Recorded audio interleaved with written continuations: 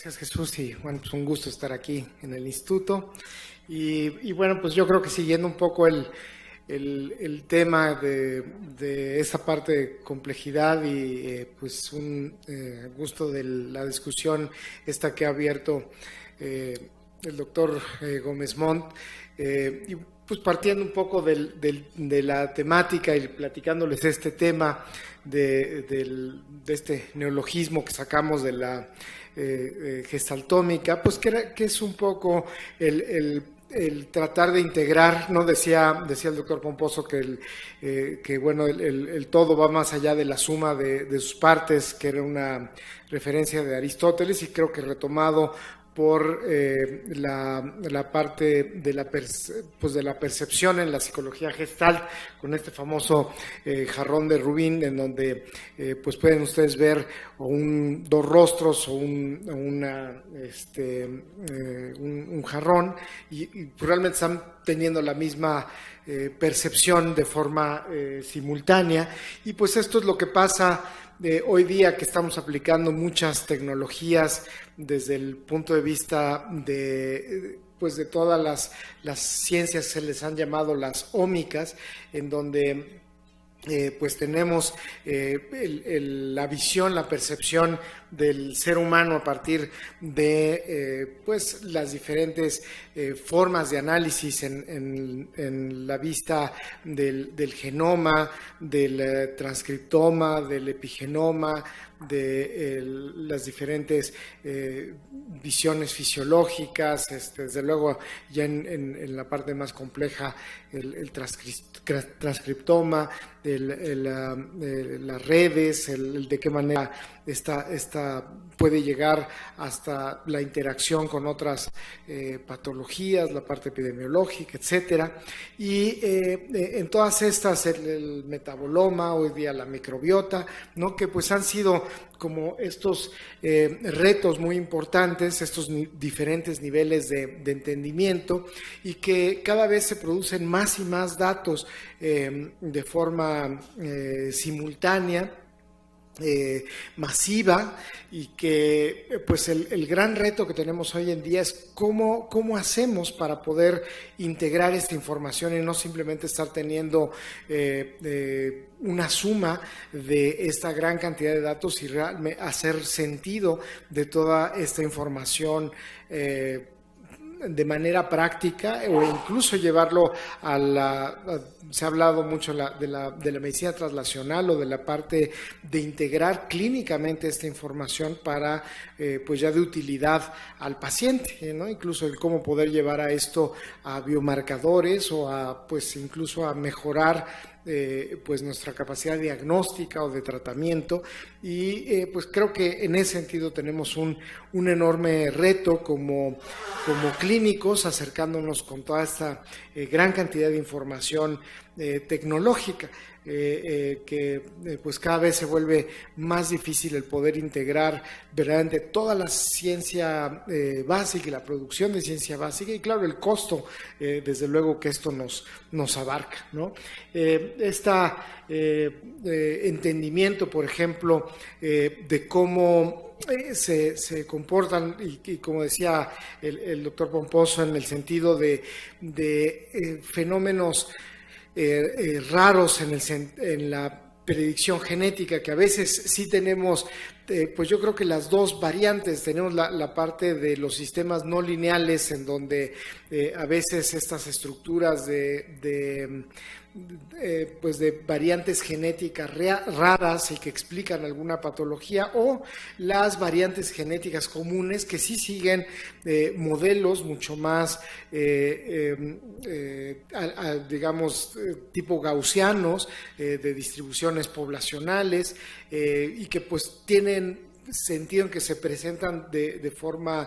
muy predecible en la población. Y esta interacción de las variantes, sobre todo a nivel genético, las variantes genéticas y las variantes raras, pues dan lugar a una interacción para pues la formación de estos circuitos complejos, o la alteración de estos circuitos, junto con la difícil interpretación de cómo el medio ambiente va a interactuar y cómo pues nos va a dar toda esta enorme variedad de síntomas, desde los síntomas cognitivos, la manera en cómo el desarrollo de la cognición interviene para darnos la variabilidad de representación ya de la sintomatología de la enfermedad mental, y el uso de las sustancias adictivas, ¿no? Que desde luego es otro factor muy importante del medio ambiente, hasta la variedad de representación de los diferentes síndromes de las enfermedades mentales que tenemos en nuestro campo de estudio. Y desde luego el entender cómo pues todos estos diferentes sistemas, el entendimiento de todos la forma en cómo participan estos diferentes centros de información en cada uno de estos síntomas o de estas enfermedades o de estos enormes sistemas complejos de información, a qué nivel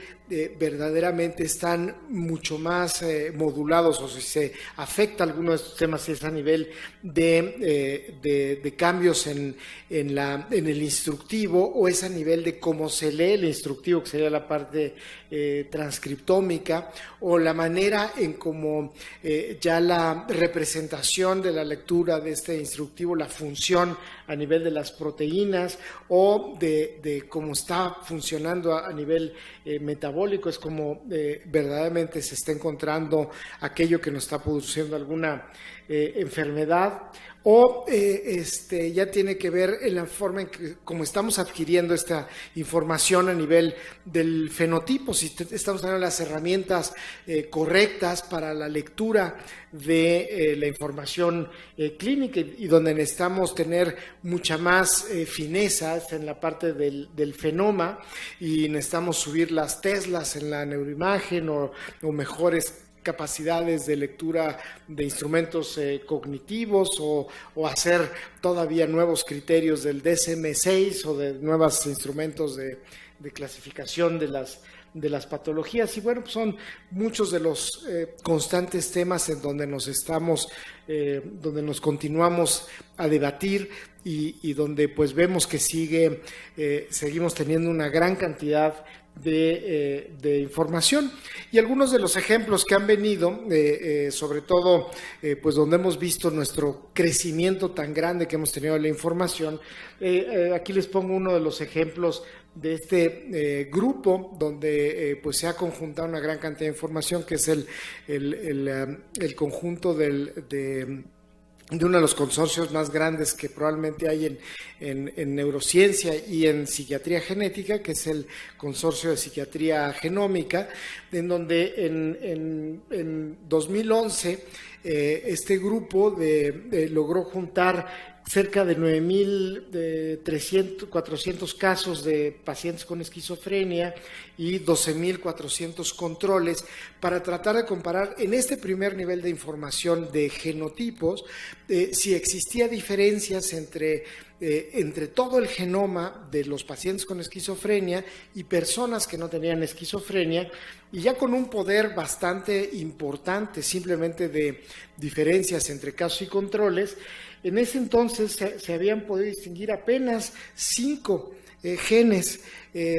o 5 variantes entre casos y controles. Entonces se decía, bueno, lo que necesitamos es mucho más poder, y esto es lo que nos va a llevar a entender mejor las diferencias entre casos y controles. Y efectivamente, cuando subimos el poder a casi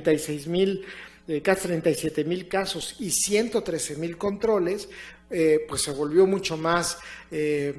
complejo esto, la N subió muchísimo más, y pudimos encontrar más de 110 genes. Hoy día todavía tenemos más casos, esto fue en 2014, a 2018 ya va cerca de 200 genes, y se piensa que la proyección va a ser para el 2020 de cerca de 400 genes de esquizofrenia. y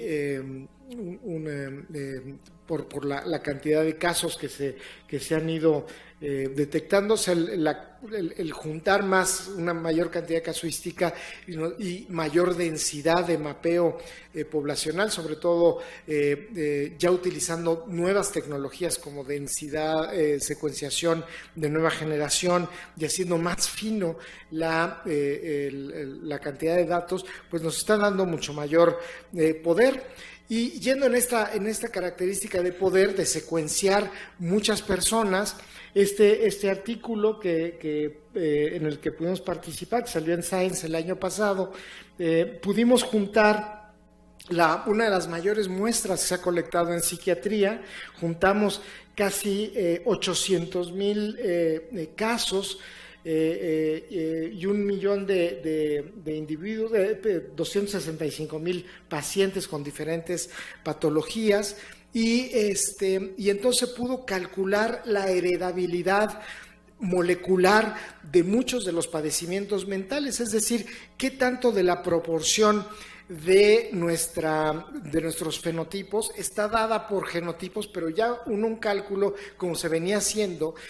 a nivel de concordancias diagnósticas, sino verdaderamente con el uso de marcadores del genoma. Y esto, aquí bueno, es un poquito la tabla, ¿no?, de las Ns que se juntaron, por ejemplo, 153,000 casos con trastorno depresivo, 8,000 casos con TOC, 43,000 casos con esquizofrenia, 8,000 con Tourette, 85,000 con déficit de atención. O sea, verdaderamente Ns gigantescas, monstruosas, que nunca se habían colectado, y se pudieron generar estos datos de heredabilidad molecular que curiosamente han sido menores a los de la heredabilidad epidemiológica, ¿no? Pero claro, les repito, estos han sido datos ya basados en secuencia del genoma. Y se pudo volver a calcular que la heredabilidad, por ejemplo, de la esquizofrenia, que es cerca del 40%, es prácticamente la misma que de la estatura, un poquito menor que la de la estatura, y un poco o casi semejante a la heredabilidad de un proxy del coeficiente intelectual, que es la probabilidad de que alguien obtenga cierto número de años de educación. O sea, por ejemplo, el que alguien termine la universidad, que pues es uno de los datos que consistentemente, y que por cierto correlaciona de forma muy alta, hay un mayor correlato genético con los años de educación que con la inteligencia, ¿no? Ha sido mejor medida de IQ, digamos, los años de educación, el terminar, avanzar más en los años de educación, que las propias medidas de coeficiente intelectual, ¿no? Que digo, han sido varios datos muy interesantes que se han podido calcular con la heredabilidad molecular. Incluso en las enfermedades mentales se han podido redefinir cuáles son las que están vinculadas. Una de las grandes sorpresas fue, pues una que ya sabíamos, fue la enorme cantidad de genes que se comparten entre esquizofrenia y el trastorno bipolar. Para sorpresa también, bueno, del camp, que aunque había sospechas, es que el trastorno obsesivo-compulsivo y la anorexia son prácticamente lo mismo. Y esta no viene en esta tabla, pero otro de los hallazgos muy interesantes es que la migraña, más que ser un trastorno neurológico, es un padecimiento psiquiátrico, tenía más genes en común la migraña con la depresión que con cualquier otro padecimiento. Entonces, bueno, es uno de los pocos casos que esto nos apropia un padecimiento más que desecharnos otro padecimiento en el campo de la psiquiatría. Desarrollos tecnológicos como estos chips diseñados específicamente para valorar la genotipificación en psiquiatría, pues nos están ayudando mucho a poder hacer estos estudios y que nos permiten incluso saber el origen étnico de la población. Hay muchos marcadores que son exclusivos o a las diferentes poblaciones y claro, pues ustedes, bueno, hay muchos de estos que incluso hacen de forma comercial, pero pues vienen ya integrados en el estudio de esto y nos permiten decir, incluso en las poblaciones latinoamericanas, si uno es del Valle Central de Costa Rica, es brasileño, europeo o mexicano, con bastante grado de certeza. Es un poco la casuística que estamos estudiando ya aquí en México, ¿no? Para tratar de establecer, que lo hemos hecho un estudio en conjunto aquí con el Instituto Nacional de Psiquiatría, de personas que fueron reclutadas por la Encuesta Nacional de las Adicciones y que tenemos el ADN. Sin embargo, cuando ven estos temas de estudiarlos a nivel genómico, bueno, ¿qué pasa cuando estudiamos aparte a nivel los datos transcriptómicos? ¿Y qué pasa si aparte les estudiamos los datos proteómicos? Y ¿cómo lo correlacionamos con las características fenotípicas? ¿Todos los datos tienen la misma predecibilidad o tienen el mismo peso? Que estadísticamente las mismas, hay muchas formas de establecer el genotipo, o sea, podemos, les decía, por ejemplo, a nivel genómico lo podemos hacer con microarreglos o lo podemos hacer con secuencia completa. Estamos leyendo finalmente el mismo ADN, pero en uno tenemos mucha mayor densidad de marcadores, en otros tenemos pedacitos más separados. A nivel de transcriptoma hay diferentes técnicas, podemos hacer secuencia RNA, podemos hacer también microarreglos. A nivel de proteoma también hay desde geles de 2 dimensiones, pero podemos hacer también barrido por espectrometría de proteínas. A nivel de datos de fenotipos también podemos hacer diferentes metodologías muy complejas, digamos, ¿no? O sea, podemos tener neuroimagen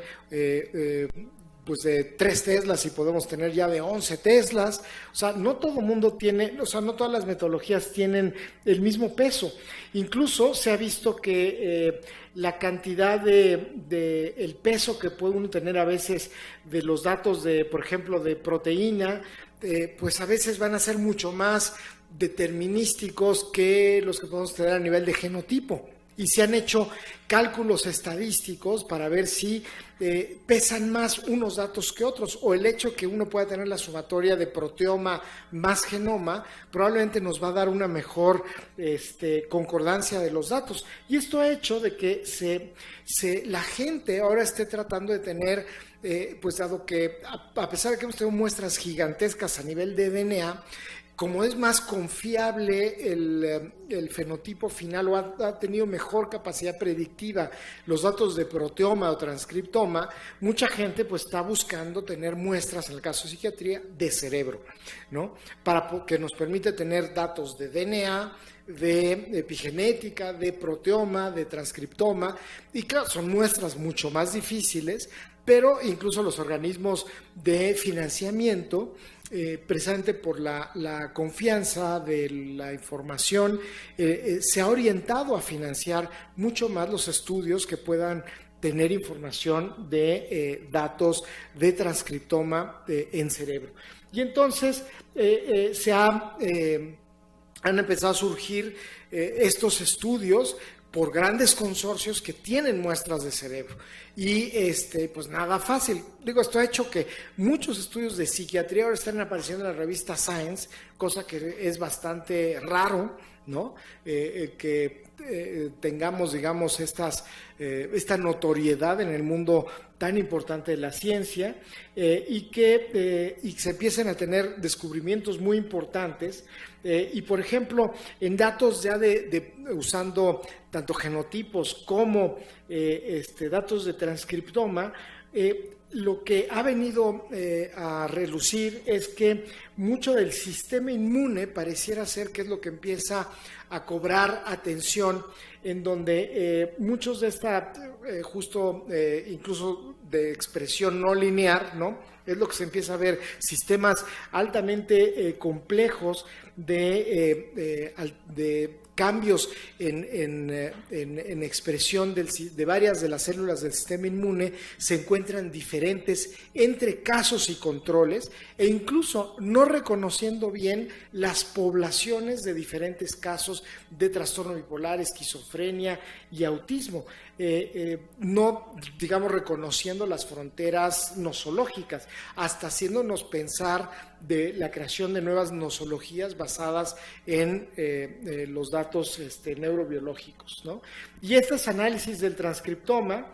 bueno, nosotros hemos hecho nuestro pequeño esfuerzo con muestras también que hemos obtenido a través del Instituto de Ciencias Forenses, en pacientes que han muerto por suicidio, y que hemos hecho un estudio del transcriptoma, sobre todo en personas con uso de sustancias de manera comórbida, y que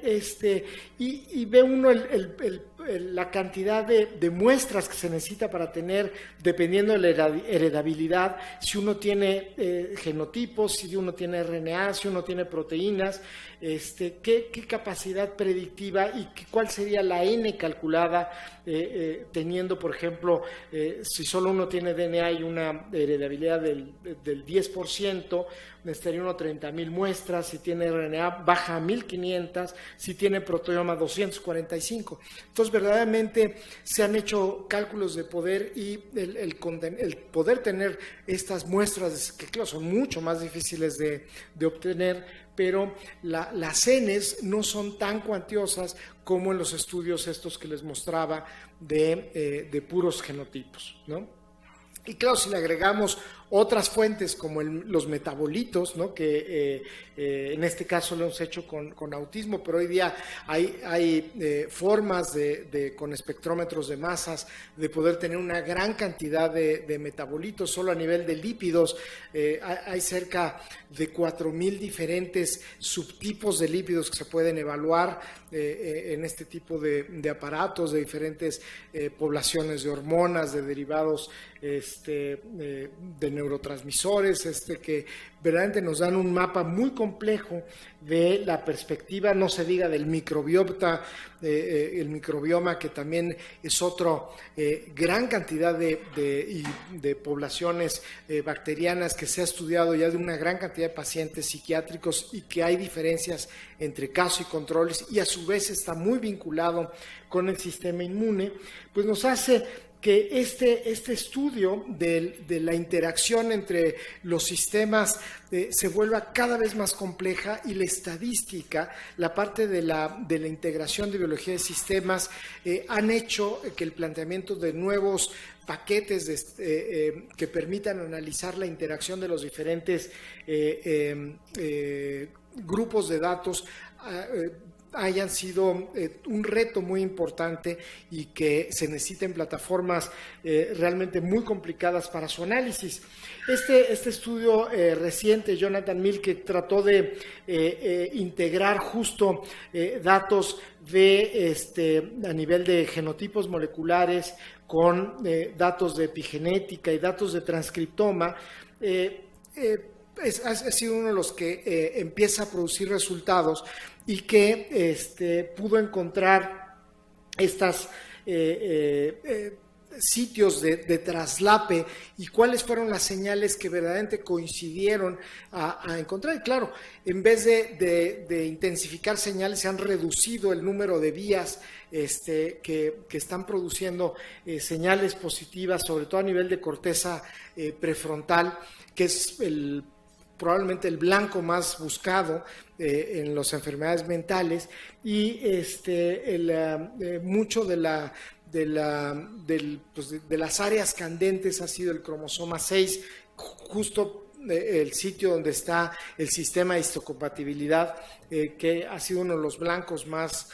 importantes, no el único, desde luego, no hay varios de los sitios muy importantes, pero este ha sido uno de los blancos en donde se han encontrado el mayor traslape de varios de los sistemas de análisis conjunto, y que, bueno, pues es una de las pistas. Ese artículo salió hace un mes, entonces creo que es uno de los resultados muy, muy interesantes y que pues creo que nos dará a futuro. Y finalmente esta tecnología de la inducción de células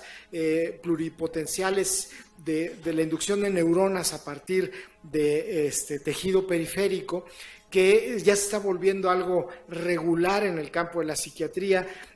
cuando no hay el acceso a cerebro, el poder crecer neuronas a partir de linfocitos, de fibroblastos, como una forma de tener otros sistemas neuronales, se está volviendo también algo casi obligado para poder reproducir estos sistemas complejos y que se puedan tener la reproducción, sobre todo les digo a nivel de transcriptoma, cuando se tienen datos de genotipos, pues es como otra alternativa cuando no se tienen datos de cerebro, y que, bueno, el costo es todavía muy elevado para nuestros países, pero sin lugar a dudas va a ser algo que probablemente vamos a tener que usar para tener esta visión integral de las múltiples disciplinas ómicas. Y bueno, con eso terminaría la presentación. Si tienen preguntas que pudiera responder, muchas gracias.